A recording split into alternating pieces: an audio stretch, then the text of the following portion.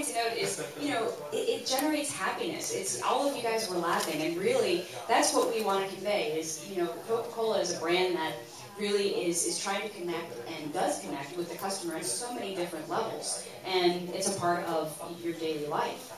So we try to share with people various different video snippets, and that's part of our record process. And basically, when we talk about redirecting, how do we help people to find where we would like them to see various different information? And we do that by kind of establishing link love. How many of you guys are familiar with link love? Y'all are not. Now I'm on target. Okay. And essentially, we do this, though, by, you know, the more link love or link juice that we have out there, the better our Google scores are. And so by doing this, by working with search engine marketing teams and doing natural search, we have the ability to share information with various different audiences quickly.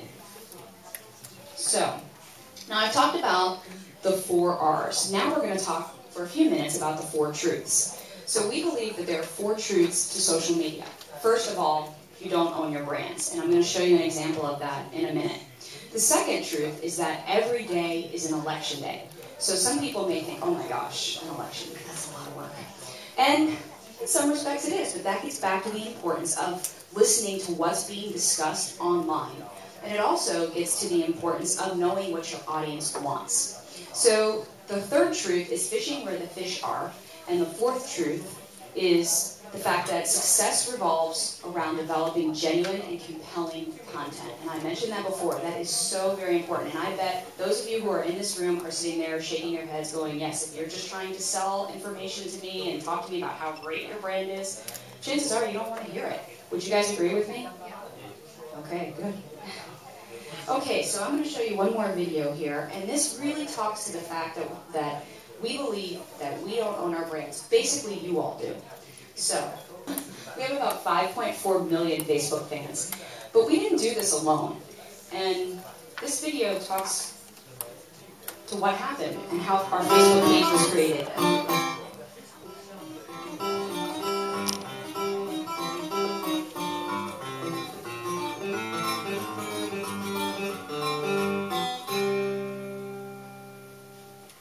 I believe it was August 2008. I was searching Facebook for fan pages. I thought, what fan page could I create? Then it dawned on me. Coca-Cola, of course. I found a picture, set up the page, and sent it out into cyberspace. And then I sat back and watched it grow. And grow. And grow. And grow. And then one day the phone rang. Hello? Dusty! Michael Donnelly, Director of Global Interactive Marketing at Coca-Cola. You're the #1 consumer fan page on Facebook. Millions of fans. Millions? Pack your bags. You're coming to Atlanta. Click. Beep bop boop bop beep beep boop bop. Hello? Mikey, we're going to Atlanta. Oh, Atlanta? I've never wanted to go there.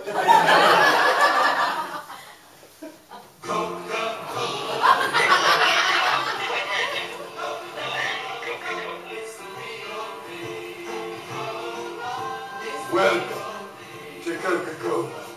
How are you? I'm Dusty. This is Michael. My name is Michael Donnelly. And this is David Vanderpool. David, Michael. David, Michael, Dusty, David, Michael, Michael. Dusty, Michael, Dusty, Michael, Michael, David, Dusty. Nice to meet you. We're here to celebrate your success on Facebook and our future together. We've planned a very exciting few days. Your itinerary is quite excessive. For 3 days, Coca-Cola treated us like kings. We went on a VIP tour of the Coca-Cola Museum. We saw the Coca-Cola archives where every Coca-Cola product ever is housed. That there is the original Norman Rockwell. Swell. The last day, we had a very important meeting to discuss the future of the fan page. A moving picture. A yes, it's got little baby fat pants and it's Billy Goat Jr.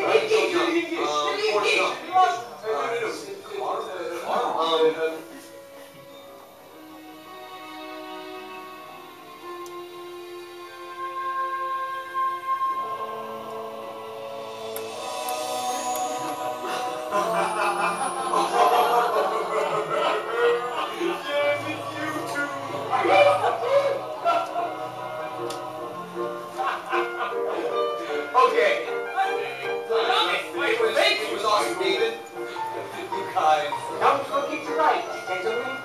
Yeah, how about on Facebook?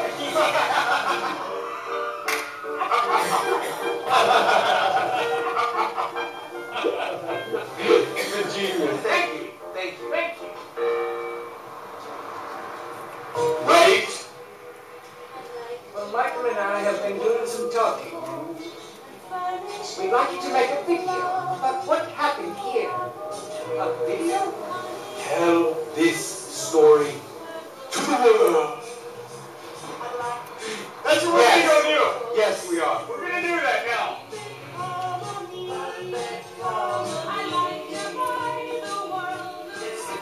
So essentially, Facebook called Michael Donnelly, and they were basically asking if they should turn the fan page off because we didn't create the Facebook fan page. Michael and Dusty created the Facebook fan page. And so we thought about this and we said, well, these are our fans, and there's a lot of fans out there. Why would we want to shut it down? So we invited them to come to Atlanta. We had some conversations with them, and then we asked them to make a video. And they're still participating as some of the creators for the content on Facebook. That's how relevant and important all of you are, because that's what the brand is about. So that's just one example of the fact that we don't own the brand. The other thing that is important here is that when we look at building long-term relationships and the fact that you have various different opportunities to interact with people from throughout the organization from time to time, if you look at it from just the standpoint of just a separate campaign to talk about our products, etc., or interacting with different companies, that's not really the way that we want to approach things. We want to approach things from how do we develop long-term relationships so that there are opportunities to develop and grow. So Michael and Dusty are a perfect example of this. How has that relationship evolved over the years that we've had our Facebook fan page?